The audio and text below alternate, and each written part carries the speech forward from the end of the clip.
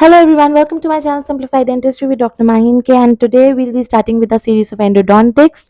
And in this series, we'll be discussing the main clinical topics for the dental board exams. And dental board exam comprised of around 35 questions from endodontics, and we will be therefore discussing high yielding topics that you need to know, and we'll give you an overview on the clinical application as well. So, without any further ado, let's jump in. Starting off with the pulp biology and tooth pain. So, basically, the pulp contains the loose fibrous connective tissue with nerves, blood vessels, and the lymphatics. So, basically, again, it's very vascular, right? Then it contains the fibroblast. Fibroblasts secrete the fibrous connective tissue, right? And then we have the odontoblast. It contains the odontoblast, and it also houses the odontoblast which secrete the dentin. So odontoblast secrete dentin, right? And in which there is primary dentin and there is secondary dentin. The primary dentin is formed when the root formation is not complete. It's incomplete, and the secondary dentin is formed when the root formation is complete, right? Then it contains undifferentiated mesenchymal cells, right? So it contains undifferentiated mesenchymal cells which can itself differentiate into specific type of cells which are called the secondary odontoblast,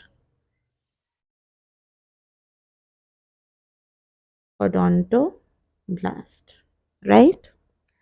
So this secondary odontoblast secrete tertiary dentin that protects it from the injury. So tertiary dentin is there to protect the pulp from injury protection, right? Okay, so coming to the pulp biology, firstly it is surrounded by the hard dentin which limits its ability to expand.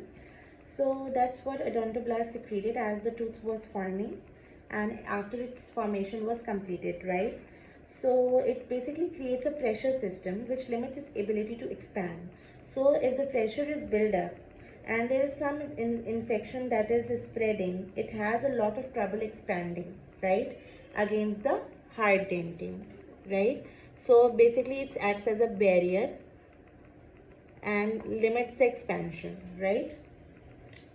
Secondly, the lack of collateral circulation, which limits its capability to cope with the infection. Now, what does this mean? It basically means it's one way in and one way out for the tooth, but there is less avenue for the immune cells to reach up to the pulp. So, the pulp tissue, as compared to the, let's say, the skin of a face, is already compromised structurally. So, there is inability to fight with the infections, right? And due to that, one is for buildup of pressure, and two is for the less avenues for immune cells, right? Less avenue for the immune cells to reach to that component, right? So the pulp is anatomically more driven to infections, right? Okay, so coming to the dentin and the pulp defense. So what can the pulp do to fight off or defend it from the infection, right? So initially, they are these types of dentin.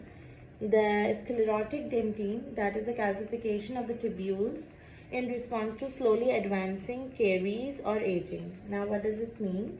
It means basically a very hard dentin formation is there, a very calcified form has occurred in the dentinal tubules in response to either slowly damaging or slowly advancing caries or aging, that is a normal physiological phenomena, right? And then comes the reactionary dentin that occurs in response to the minor damage, right? So in another word, this is also known as the secondary dentin, right? and it's important to remember that it does not destroy the odontoblast. It does not destroy odontoblast. However, the reparative dentine does destroy odontoblast, thereby causing a major damage. And then there has to be a reparative dentine formation, also known in some situation as tertiary dentine, right? So what you need to remember more importantly is that the reactionary dentine is formed in response to minor damage, and another way to remember is that there is no destruction of the odontoblast. Therefore, the damage is minor, and hence a reaction to the minor trauma or damage can be there, and hence the reactionary dentine can be formed. However, the reparative dentine is only formed in cases of major damage. That is when the odontoblasts are destroyed. This is also known as the tertiary dentine, right? And then lastly we have pulp necrosis. This occurs when there is rapidly advancing caries or there is severe damage, right? And the tooth has lost its vessel and it's dead, right? So in endodontics and in operative dentistry, there is a technique called that is pulp capping, where you have to place a calcium hydroxide liner which irritates the odontoblast and then forms either the reactionary or the reparative dentine, depending on how close you are to the pulp, right?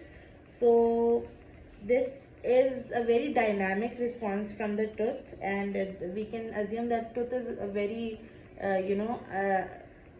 alive, and hence this dynamic response of the formation of reparative or reactionary dentine when a calcium hydroxide liner is placed. Okay, so then there are the histological features of the pulp, in which there is a pre-dentine, that is the innermost portion of the dentine, and this is it. And then there is the odontoplastic layer that is rich in nuclei, and then there is a cell-free zone of wheal, and that is this cell-free zone of wheal, in which there are only nerve fibers or nerve bundles, right? And then again there is a cell-rich zone where there is abundance of nuclei, and then comes the pulp core. Okay, so this is the histological presentation of the zones of the pulp, in which the blue area is demarcated as the cell-free zone, and the other part, the red one part, is the zone that is filled with the cells and has abundance of nuclei. Okay, so now we'll be talking about the dental pain. Dental pain is associated with the A delta fibers, and they are large myelinated efferent nerves. That is, they bring the information from outside the body to the brain, and they course coronally to the pulp, and they are sharp and transient in pain and often associated with cold. The dental pain associated with the C fibers, and there's the small unmyelinated fibers that course centrally in the pulp stroma with a dull throbbing pain associated with heat. And the two graphs show both the A delta fibers and the C fibers. The A fibers have intense pain, whereas the C fibers, the pain is dull and throbbing over the time. Thank you for watching. Stay tuned for more videos. Please like, share and subscribe, and hit the bell icon.